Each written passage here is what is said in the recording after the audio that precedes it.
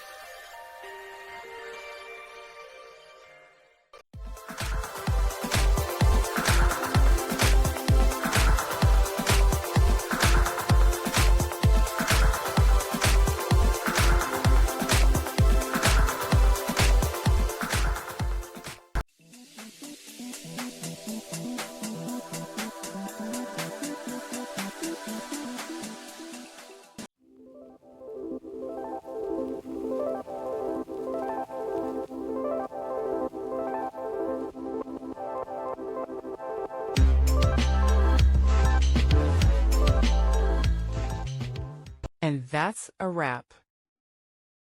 I hope you found the answer you were looking for. If you did, take a second to hit that subscribe button. It really helps out. And let me know in the comments which solution worked best for you. See you next time in the debug zone.